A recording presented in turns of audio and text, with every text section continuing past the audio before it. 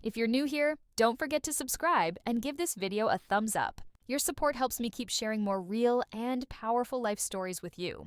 Today I want to tell you something deeply personal, the story of my own life. It's a journey marked by broken families, strict rules, and a kind of love that sometimes felt more like control than care. My name is Dasha. I'm 20 years old now, and looking back at my past feels like opening a book filled with both light and shadows, moments of hope mixed with pain. This isn't an easy story to tell, but it's one that shaped who I am today and taught me lessons I'll carry forever. When I was just 8 years old, my parents separated.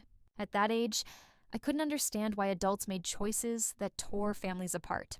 All I knew was that my little world suddenly split in two. My mother became my everyday anchor, the constant presence, while my father became more like a guest star, appearing only on weekends or during holidays. Mom remarried soon after. My stepfather, Sasha, was a decent man in his own way, but his idea of order came with strictness, the kind that felt suffocating. In our small two-room apartment in Kamionets Podilsky, space was limited, and so was freedom. There were rules for everything. No short skirts, no makeup, no loud music, and definitely no talking back. My classmates often bragged about having their own rooms, about being able to close their doors and be themselves. For me, privacy was a dream I couldn't afford. I shared a room with my mother, while Sasha kept the other one to himself. Many nights, I lay awake feeling like an unwanted guest in my own home.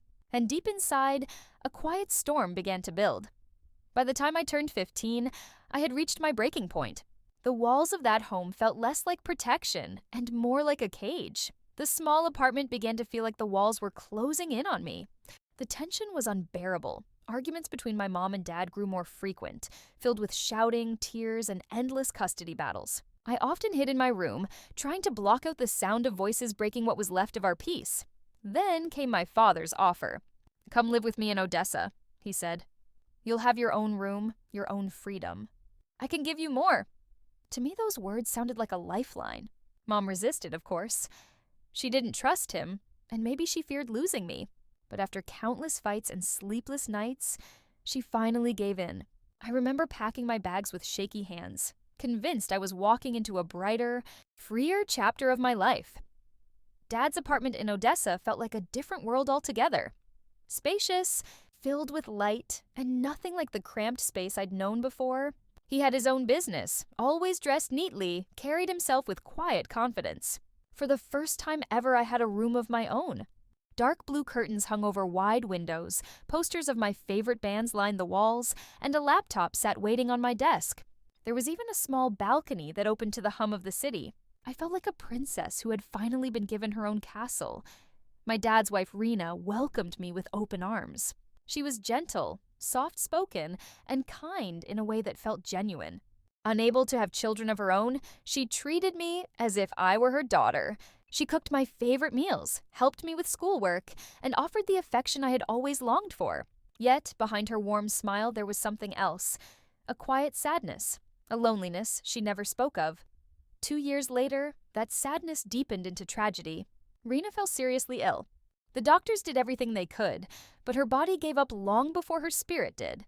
She passed away quietly, leaving behind a silence that filled every corner of that large apartment. I was 17. Suddenly, I became the caretaker, cooking, cleaning, doing laundry, not because anyone asked me to, but because I couldn't bear the emptiness she left behind. One afternoon, my mother came to visit. She looked at me with surprise, noticing how much I had grown, how my face now mirrored hers. She spoke softly, almost pleading. "Come back home, Dasha. Sasha has changed. Things aren't like they used to be." But I couldn't do it. I couldn't leave my father alone. And truthfully, I had fallen in love with Odessa. Its rhythm, its light, its sense of freedom. Dad supported my choice. He seemed proud to have me beside him, young, lively, confident, as if my presence somehow completed the picture of a man who had it all together. The years slipped by, and I turned 20. With age came confidence, the kind that didn't go unnoticed. Strangers admired me. A few even tried to get close. But every time someone did, my father's warmth vanished. He grew cold, distant, and at times almost intimidating. He'd always find some reason to drive them away. "You're too young," he'd say. "You should live for yourself first." On the surface, it sounded protective, but deep down, I began to wonder, was he shielding me from the world or keeping me for himself? One evening, after yet another awkward and short-lived date, I finally asked him, "Dad, why do you push everyone away? Don't you want me to have my own life?" His answer came after a long silence, his voice low and heavy. "I don't know how I'd live without you," he said. "You're all I have." Those words should have comforted me. Instead, they felt like invisible chains. From that night on, something between us shifted. Not in a wrong or inappropriate way, but his protectiveness deepened into something suffocating. He began to decide what clothes I should wear. He wanted updates on where I was, who I was with, what I was doing. He studied my friends as though each one carried a hidden threat. At first, I told myself it was love, the kind that wants to protect. But slowly, painfully, I realized it wasn't protection at all. It was control. Imagine loving someone so much that you can't see the moment when care turns into confinement,